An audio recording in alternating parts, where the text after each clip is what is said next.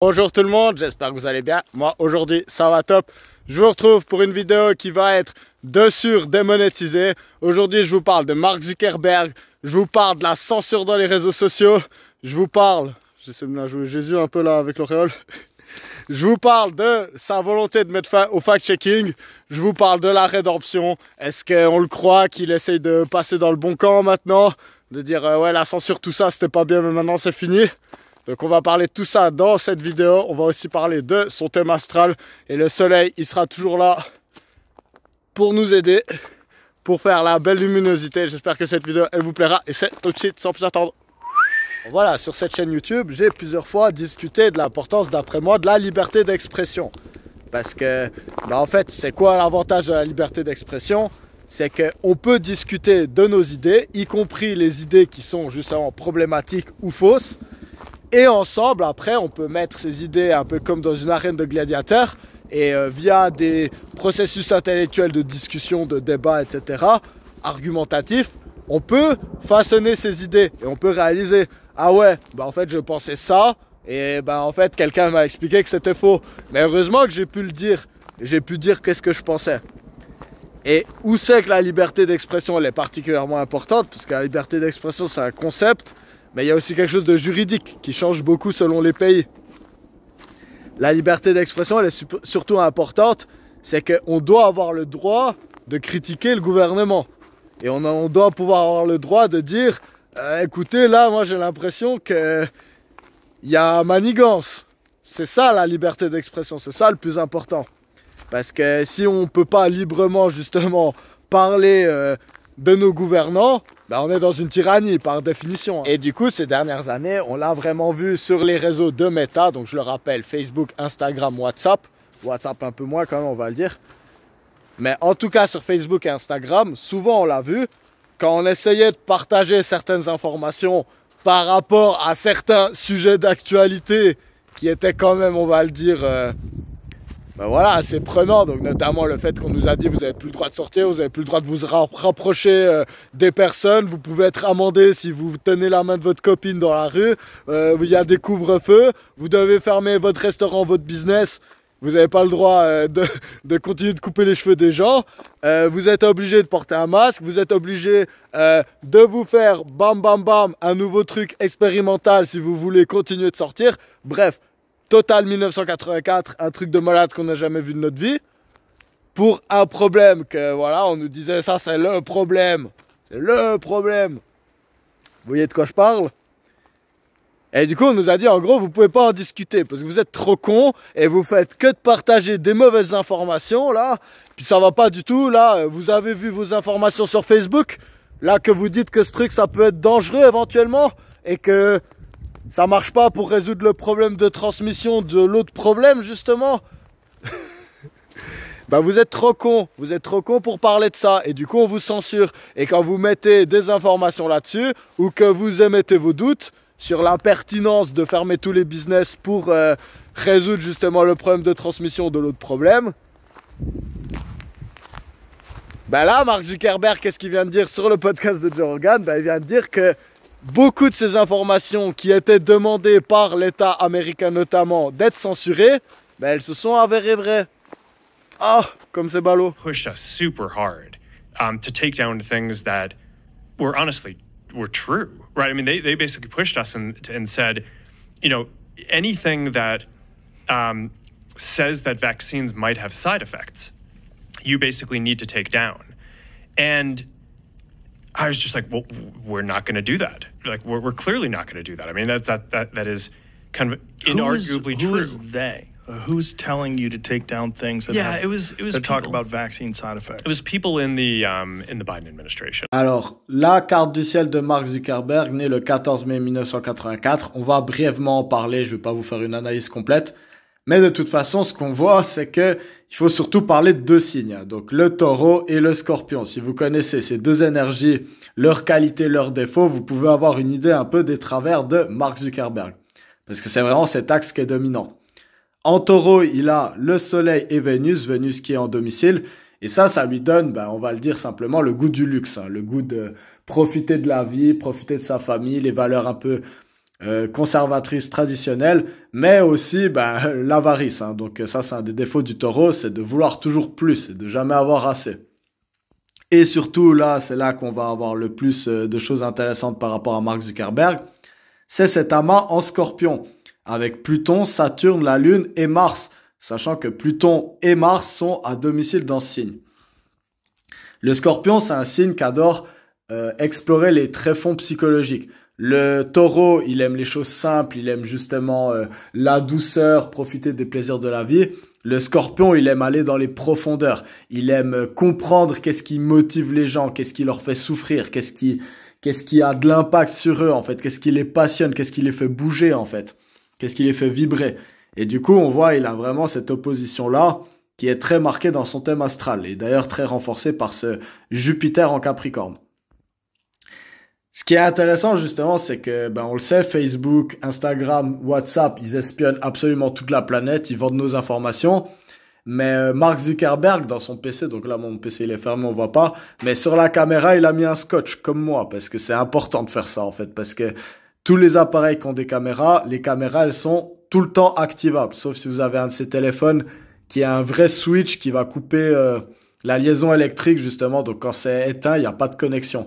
Tandis que le téléphone, je le rappelle, pour que vous puissiez l'allumer quand vous pressez sur un bouton, ça veut dire que le téléphone il est jamais vraiment éteint en fait. Il y a toujours, c'est pas parce que l'écran est éteint en fait qu'on n'a pas accès à toutes les informations qu'il y a dedans. Et du coup on le voit avec ce Scorpion. Hein. Donc là je suis pas en train de dire tous les taureaux c'est des avares qui veulent devenir milliardaires et que les Scorpions c'est des obsédés du contrôle, de l'espionnage en fait et puis de la manipulation. Je suis pas en train de dire ça, mais je suis quand même en train de dire que c'est les défauts des deux signes et que dans le cas de Mark Zuckerberg, avec le pouvoir qu'il a eu et la richesse, forcément, il a été tenté par ses travers. Mais du coup, dans l'interview, on voit son côté un peu très cool, avec les longs cheveux, etc. Moi, je me méfie quand même, parce que le Scorpion, ça peut être un signe très manipulateur, en fait. Et s'il a déjà montré jusqu'à présent qu'il a pu mentir, censurer, tricher, dire que non, mais nous on n'a pas fait ça en fait, et maintenant qu'il avoue qu'il l'a fait, mais en donnant seulement une version de l'histoire, moi, prudence quand même, on va le dire. Hein. Ensuite, un truc qui est quand même marrant, c'est de se dire, on sait la réputation des gens qui ont le Scorpion, c'est très axé sur la passion charnelle.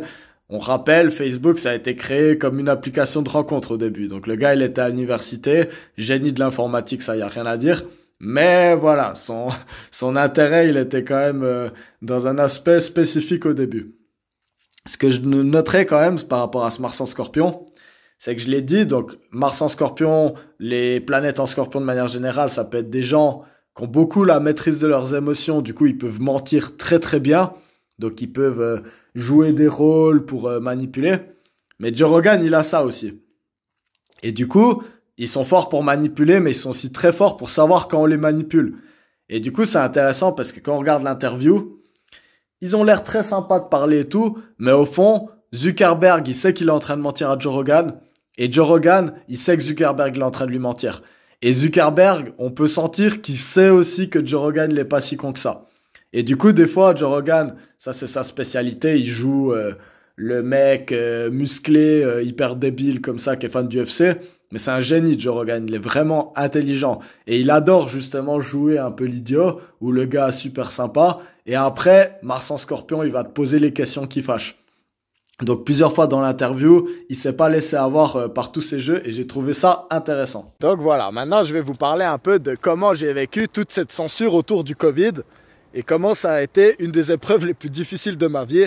Parce que comme je vous le dis, moi, mon rôle, je pense dans ma vie, c'est de communiquer des informations. En tout cas, c'est ma passion. Et puis j'ai l'impression que Dieu, il m'a donné un talent, c'est de pouvoir chercher des informations et les transmettre.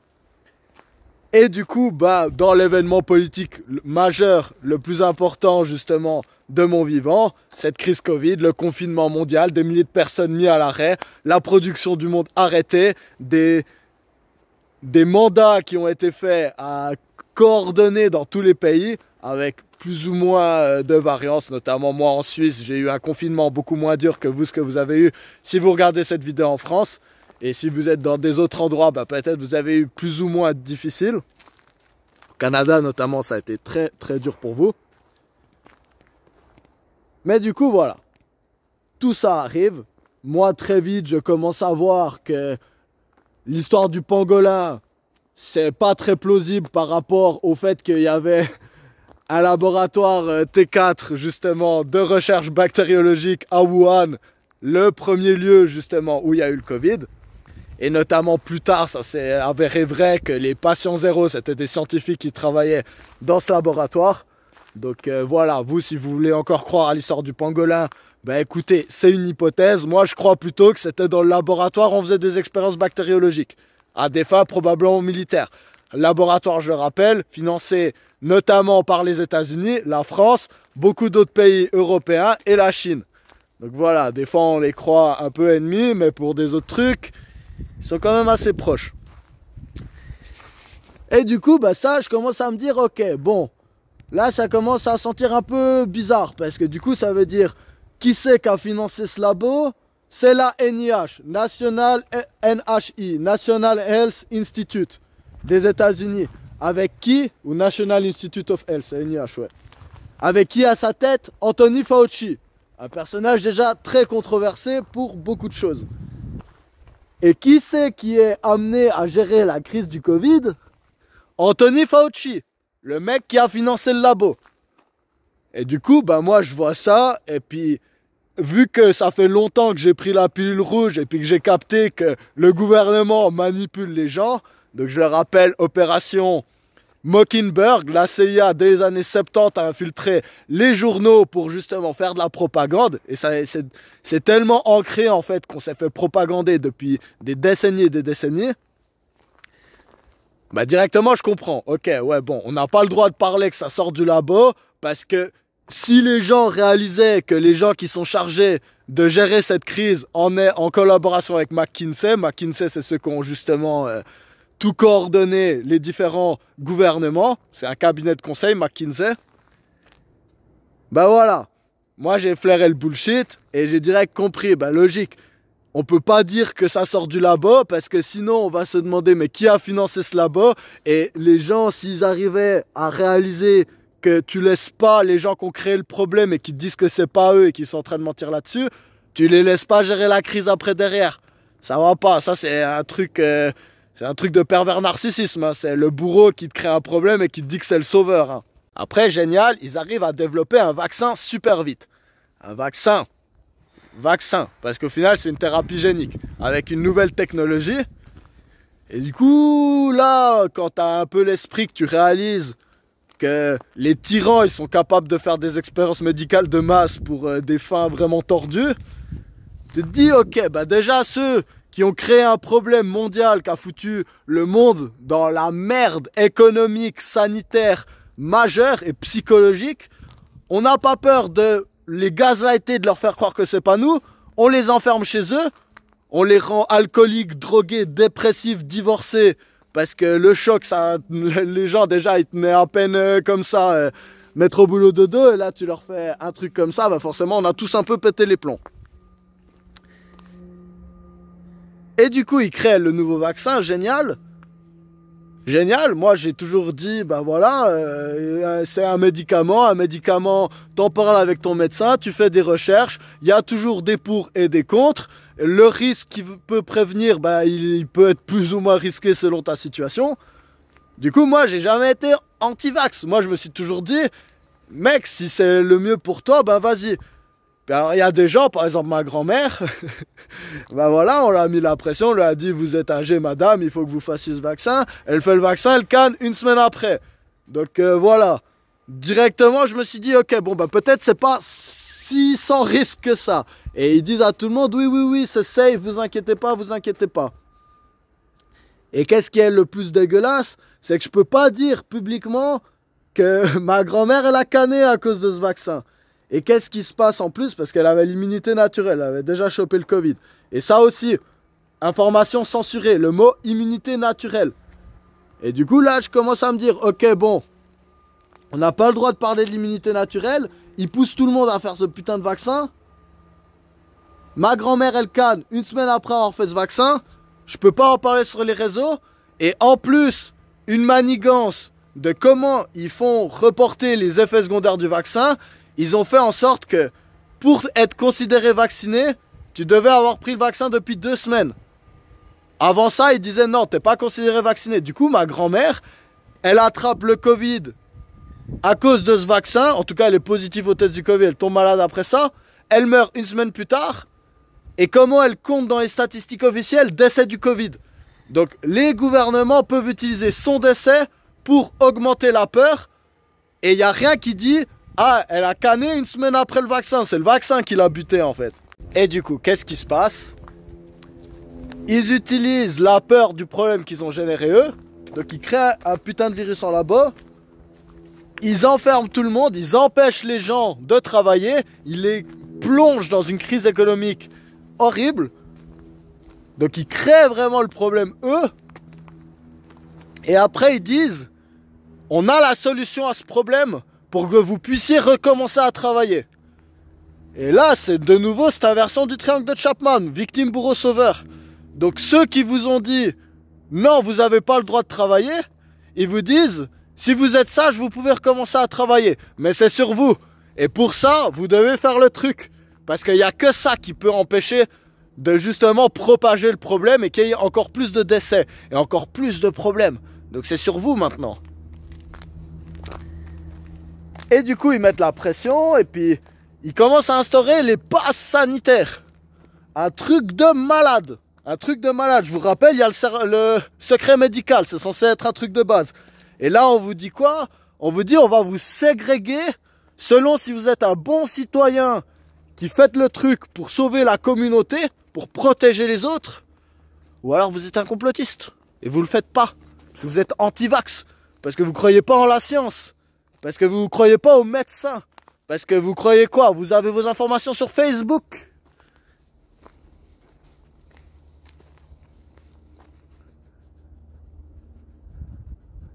Et du coup, ils créent cette putain de société de ségrégation.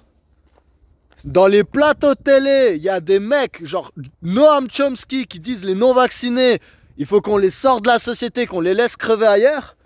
Il y a Joe Biden, que je vais vous mettre l'extrait, qui dit ça. Shots that people are getting now cover that. You're okay. You're not going to get COVID if you have these vaccinations. Yeah.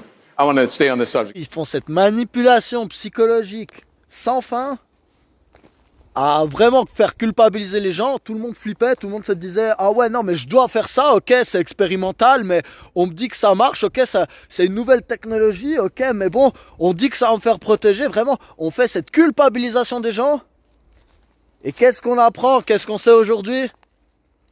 Ni Moderna, ni Pfizer, ils ont testé les vaccins pour savoir si ça aidait ou non contre la transmission. Je laisse raisonner ça. Parce qu'on n'en a pas assez parlé, en fait, ouvertement, de ce qui s'est passé. Mais on a créé cette société de ségrégation entre bons et mauvais citoyens. On nous a pointé du doigt. On m'a pas laissé aller à la bibliothèque, on m'a pas laissé aller à la piscine. On laissait, ma soeur elle a dû se faire vacciner parce que sa fille s'est cassé le bras. Et puis pour assister à l'opération de sa fille, elle a dû se faire vacciner. Pour soi-disant la protéger. Nulle part dans les tests qui ont été faits sur ce vaccin, tests accélérés évidemment parce que la situation elle était tellement dangereuse qu'évidemment il fallait bypasser tous les tests de sécurité sanitaire sur comment on teste un vaccin sur plusieurs décennies. Et ils ont jamais testé. Et ils le savaient. Et si c'est putain... Parce que ça aussi c'était logique.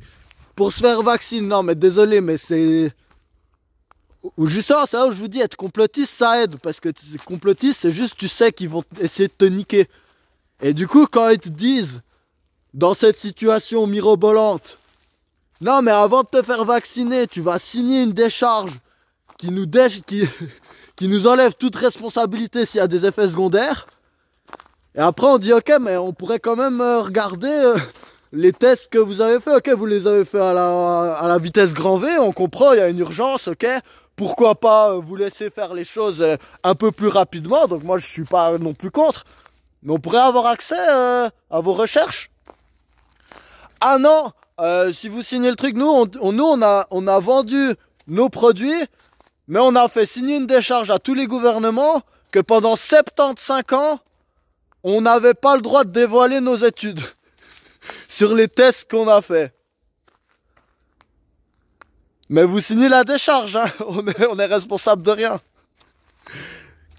Voilà, je rigole, mais c'est vraiment un rire jaune parce que... Ben voilà, moi j'étais dans cette situation, je me disais, mais comment les gens ils peuvent tomber dans le panneau? Et j'essayais désespérément d'en parler, mais t'en parlais. Et Instagram te censurait, il te mettait l'avertissement, attention, il parle des vaccins, les gens ils regardaient, ils disaient, oula, moi je vais pas sur ce terrain-là. Et puis en plus, ben voilà, les gens en plus voyaient pas, parce que si tu parlais de ce sujet, on te mettait en dernier. Donc je voyais bien, quand je mettais des vidéos de moi torse nu, qui faisaient des paniers de basket, ça touchait les 2/3 de mon audience sur Instagram. Dès que je parlais de Covid et je faisais des textes élaborés, ou je parlais de vidéos, de trucs comme ça, qui parlaient justement un peu de ce complot, ah bah là, je faisais peut-être un 1/6 de mon audience. Et puis c'était toujours les mêmes qui étaient déjà convaincus, quoi. Autre histoire de censure, c'était l'histoire du laptop d'Hunter Biden. Donc il y en a vraiment beaucoup d'autres, mais je vais juste parler de celle-là pour que vous réalisiez. Juste avant les élections 2020, il y a un mec dans un magasin d'informatique, on lui donne un PC à réparer, c'est le PC du fils à Joe Biden. Et dans ce PC, on voit quoi? On voit que le gars, c'est un total maso, prostitué, crack, photo un peu louche d'enfant, pas pédopornographique, mais un peu bizarre quand même, quoi. Et on voit qu'il y a beaucoup d'affaires de deals avec des Ukrainiens, des deals à plusieurs dizaines de millions en fait, des histoires frauduleuses. Je vais pas rentrer trop dans les détails, mais dans une élection qui était autant serrée que celle justement qu'il y a eu en 2020 entre Donald Trump et Joe Biden, bah voilà, si le public avait eu l'information qu'il y avait autant de corruption dans cette famille, peut-être certains auraient changé d'avis. Cette histoire s'est fait censurer. Et le FBI a écrit directement à Mark Zuckerberg et à toute la team pour leur dire attention, il va y avoir une histoire d'ingérence russe. Donc on va faire une fake news pour faire élire Donald Trump. Ça c'est l'excuse de Mark Zuckerberg parce qu'évidemment maintenant je vais revenir plus tard, mais lui il se dédouane de tout. Il dit non, c'est le gouvernement, ils m'ont mis un flingue sur la tête, en gros c'est un peu ce qu'il dit. Et du coup, ils ont censuré cette histoire. Tu n'avais pas le droit de parler du laptop à Hunter Biden. Certainement que beaucoup d'entre vous, vous n'avez jamais entendu cette histoire. Et du coup, après, il y a ces élections qui étaient très frauduleuses, on va le dire. Il y avait beaucoup de trucs un peu bizarres. Et là, de nouveau, censure. Et censure demandée par le FBI. Mais du coup, je vais vous expliquer pourquoi, en fait, il n'y a même pas besoin d'aller beaucoup plus loin. Le FBI a demandé à des journalistes et du coup à des plateformes de diffusion d'informations comme Facebook, mais aussi YouTube, Google, tout ça, Twitter à l'époque, et ça a été dévoilé aussi dans les Twitter Files d'Elon Musk, parce que pourquoi Zuckerberg y parle? Parce que Musk il a déjà tout balancé en fait. Le problème c'est que le FBI, c'est quoi? C'est le Deep State. Quand on parle du Deep State, c'est quoi? C'est la CIA, le FBI. C'est les branches de l'armée. C'est ceux, oui, les politiciens, ils changent tous les 4 ans. Le Deep State, c'est ceux qui sont vraiment, c'est les services de renseignement. C'est ceux qui sont vraiment là tout le temps, en fait. Et du coup, si on croit en la démocratie, pourquoi j'ai dit plein de fois que je crois pas en la démocratie?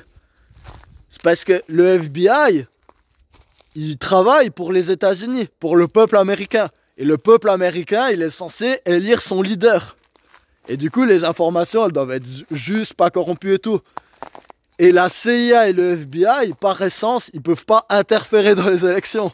Ils peuvent pas faire ça, c'est pas démocratique. Et du coup, Mark Zuckerberg, au calme, bah, il a juste dévoilé que c'est, voilà, qu'on leur a mis la pression pour justement couvrir cette histoire. Et qu'il devait dire que c'était une fake news, que c'était pas vrai en fait.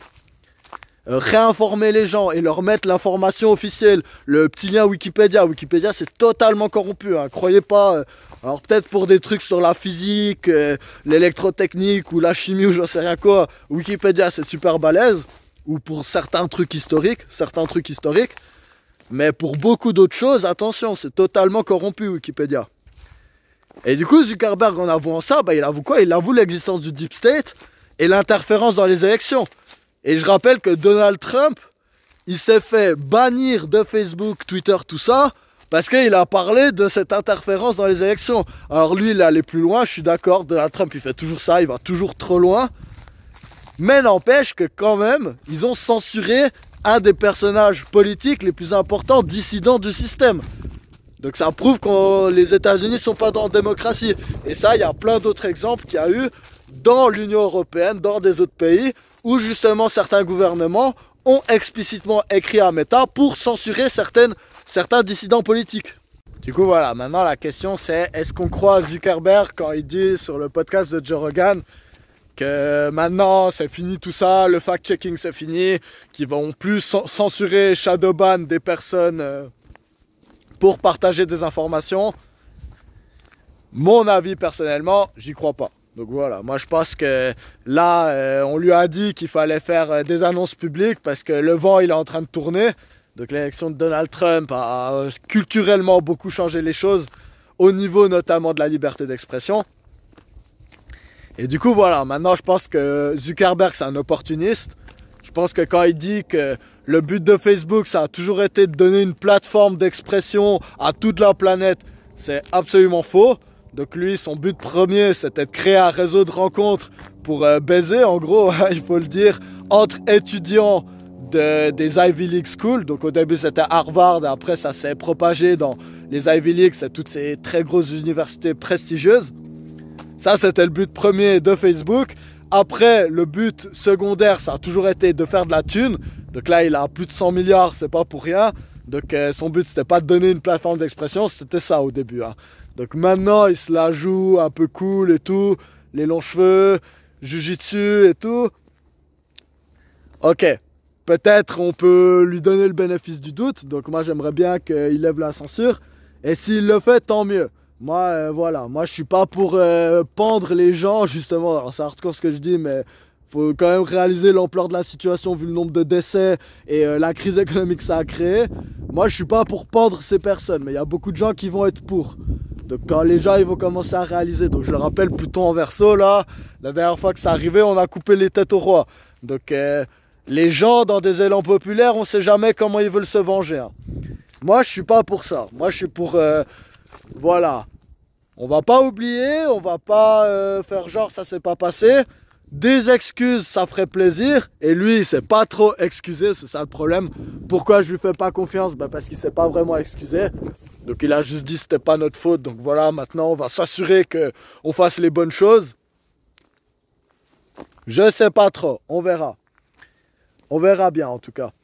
Moi je pense aussi que là il y a la concurrence avec X, donc le réseau de Elon Musk. Elon Musk d'ailleurs, je vais faire aussi une vidéo sur lui parce que c'est un personnage encore plus passionnant que Zuckerberg. Parce qu'au final Zuckerberg il est très faux, il est pas très intéressant. Alors que Musk... Ben voilà, Musk, j'aurais beaucoup plus de choses à dire. Puis lui, c'est beaucoup plus polarisant, juste. Il y a beaucoup de choses que j'apprécie beaucoup chez lui. Notamment qu'il ait voulu redonner la liberté d'expression avec X. Même si on voit qu'il la compromet aussi parce qu'il a un peu des ego trips. Et en même temps, voilà, il y a aussi beaucoup de choses négatives à dire sur Trump. Sur Trump aussi d'ailleurs, mais sur Musk. Mais du coup, voilà. Moi, je pense pas que Zuckerberg il soit honnête, franchement, quand il dit qu'ils vont regarder à justement plus censurer. En tout cas, moi, là, j'ai de nouveau un peu mon instinct qui me dit je crois pas que ça va être aussi simple que ça pour nous. Donc voilà, ça sera tout pour cette vidéo. Donc encore une fois, moi, ça m'a fait plaisir de pouvoir un peu vider mon sac avec vous. Je voulais spécialement envoyer du courage à toutes les personnes qui regarderaient cette vidéo. Parce que où que vous soyez sur la planète, si vous avez plus que 2 ans, vous avez vécu... cette période pas simple qu'on a vécue à partir de 2020. Et voilà, on a tous fait des choix. Donc moi je dis à tout le monde, culpabilisez pas pour les choix que vous avez faits. Culpabilisez pas si sous la pression, vous avez demandé à une vieille dame de remettre son masque parce qu'il n'était pas à la bonne place. Et puis que ça vous a fait plaisir de faire le petit chef. Parce que moi-même j'ai eu ce genre de moment, il faut le dire quand même. C'était une sale période pour beaucoup de choses.